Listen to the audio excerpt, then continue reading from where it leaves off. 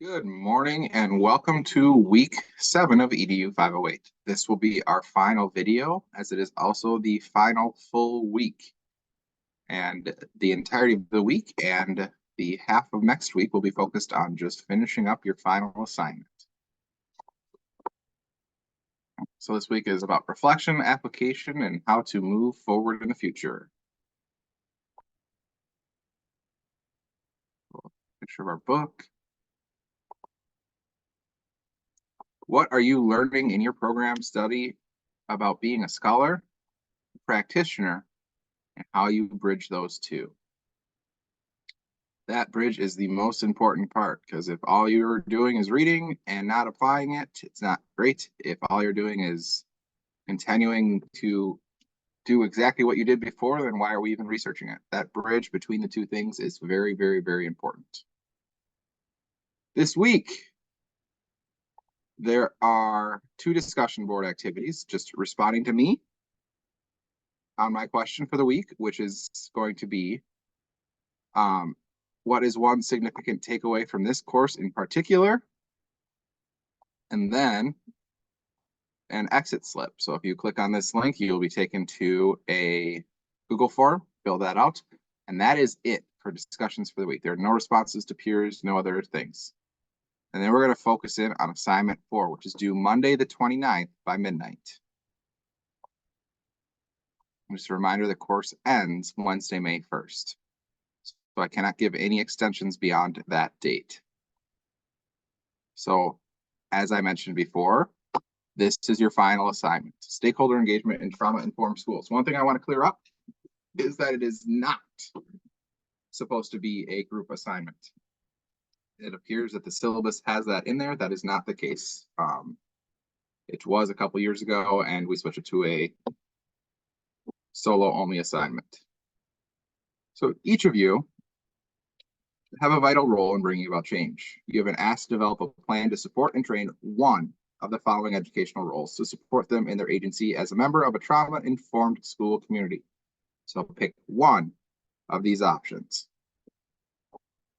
And you are going to design a positive behavioral support approach to stakeholder collaboration and engagement in a successful trauma-informed school. So first, you determine the role that you want to talk about, and you're going to describe that role. Who are they? What is their purpose in the school?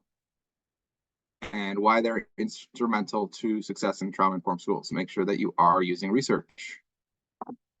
Consider and speak to the following. What does success look like in engaging this group? What do you want the role to know, believe, and practice about trauma-informed schools?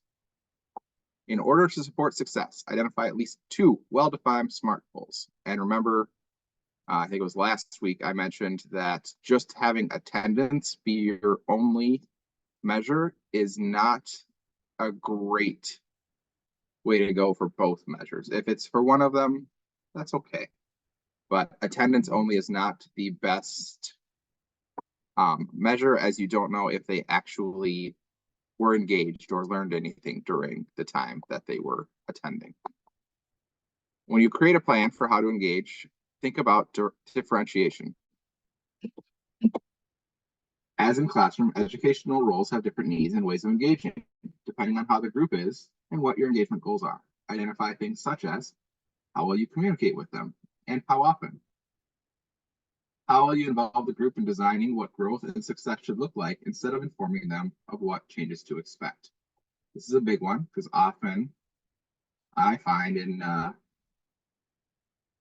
group meetings where one role may be more in charge, that role tends to just share out what's going to happen versus actually engaging in meaningful collaboration. How might your stakeholders interact and collaborate with other stakeholders?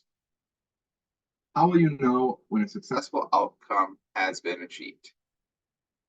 Speak specifically to the program essential question in your writing. In light of what you know about how children learn and how shall professional educators best promote resilience and recovery for the children and families who have experienced traumatic events. It's always try to do a deep dive and not just a cursory overview.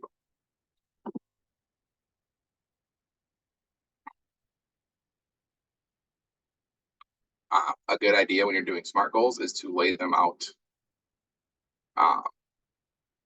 Like, this is what we're going to do.